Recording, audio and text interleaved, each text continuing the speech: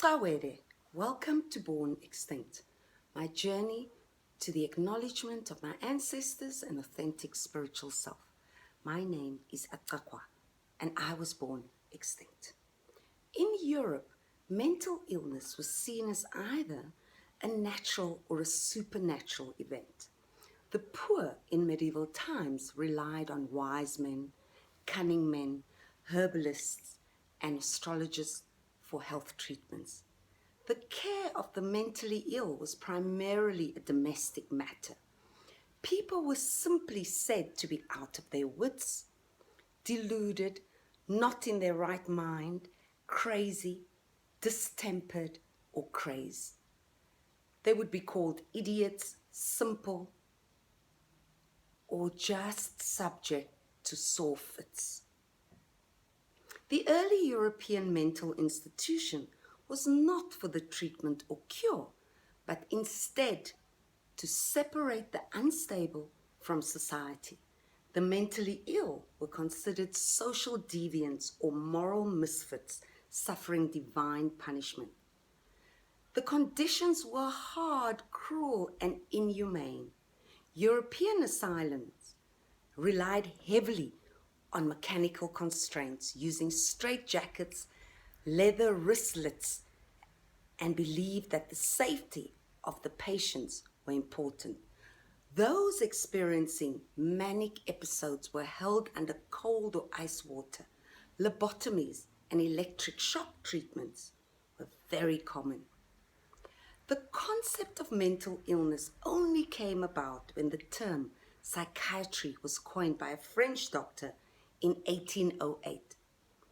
The causes were still unknown, but it was believed to be part of functional psychosis or mania, schizophrenia, malnutrition, malaria, epilepsy, alcoholism, syphilis, and others could be the cause. There was no treatment except for controlling violent and disruptive behavior. During the 1700s, treatments such as solitary confinement, bleeding, plunge ice baths, and mild drugs were used. Settlers moving from urbanized areas faced mental illness and mental breakdowns regularly due to the harsh conditions and high levels of isolation on farms. In North America, it was dubbed Prairie Madness in 1893. The symptoms included depression, violence, and withdrawal. Within large or small crews traveling between colonies, there was a lot of psychological and secondary trauma. Death and burying of crew members, suicides, heart failure, diseases like scurvy, pirates and robberies, stowaways, crew conflicts, starvation, shipwrecks. Mental illness was ever present on every ship. Triggers included smell, sound, and nightmares, and often these traumas would carry on for the rest of the settler's life. Convicts had a dual identity. They were both European rejects and a vital part of colonial labor. Before they even got onto the ships, prison life had destroyed the convicts' mental and physical energies and predisposed them to diseases. Cholera and scurvy plagued the convicts. Some convicts were rendered incapacitated for their roles at home in Europe and in the colonies. Many died en route, and those who survived were weakened by seasickness, scurvy and dysentery, measles and diarrhea. In earlier times, the convicts were kept in shackles and behind bars below the deck and only taken out periodically for fresh air. Stealing sheep carried the death penalty and was the most common crime. Soldiers were also sent to penal colonies if they committed desertion, insubordination, mutiny. prostitutes, otherwise called dam whores, although it is estimated that only 20% of women who came to the colonies were actually prostitutes. Most of them were cohabiting due to economic problems.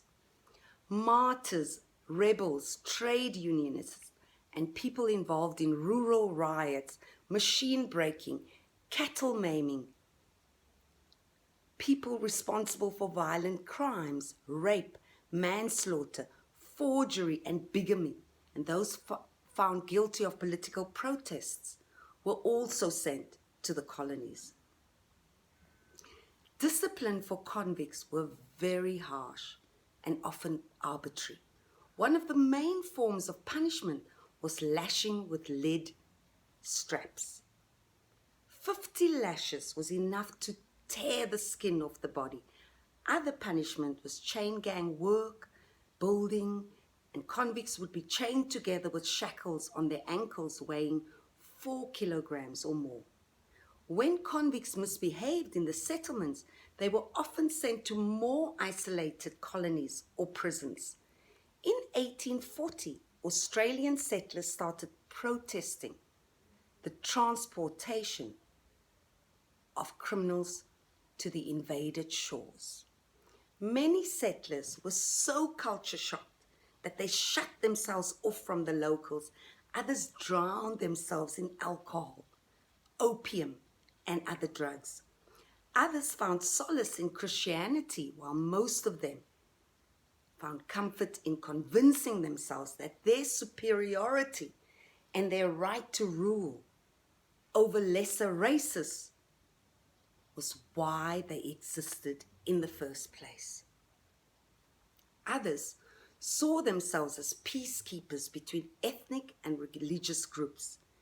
Many experienced manic episodes. From 1774 to 1842, mental health in England was parochial. In 1845, the nation had only a National Lunacy Commission with a national lunacy policy. In 1589, Peter Stump, nicknamed the Werewolf of Bedburg, was executed after being found guilty of cannibalism. In colonial Georgetown, Virginia, settlers resorted to cannibalism during 1609 and 1610 when they dug up corpses. Many cases of colonial cannibalism is currently being studied by archaeologists. The Dutch East India Company, the VOC, in the Cape were under pressure to deal with mental illness of sailors arriving. A section of the fort was allocated for the behaviorally disturbed. In 1699, a hospital was built close to the company gardens.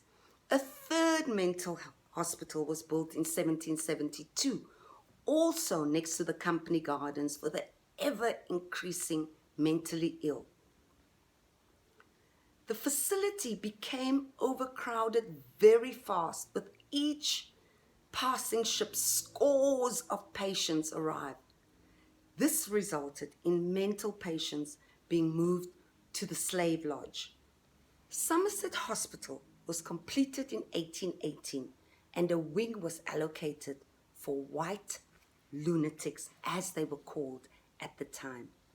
Robben Island was a convict station until 1836, but received mental patients until Falkenberg Hospital was built in 1892 for the ever-increasing European mental patients.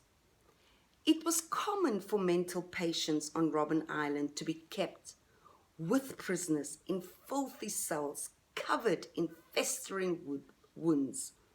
Psychiatric care without any physical cause was simply called mad or lunatic or insanity.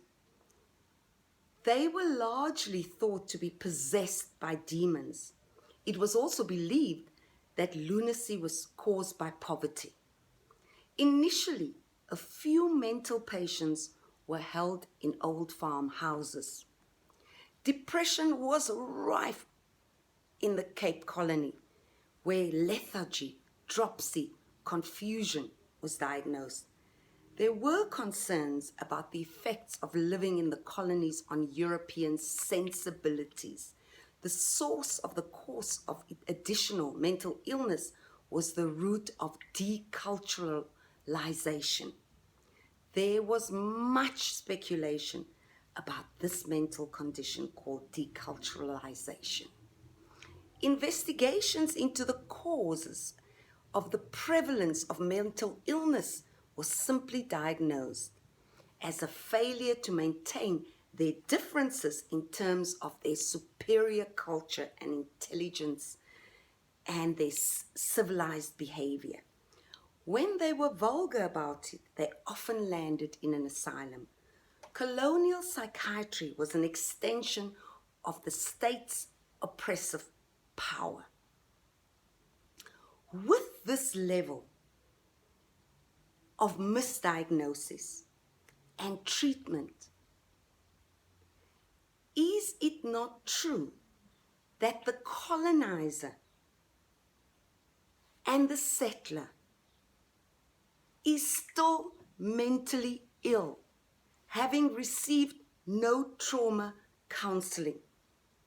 That this had become some form of intergenerational trauma, as we see in South Africa, the perpetual violence of the European settler on the native, even now in 2020.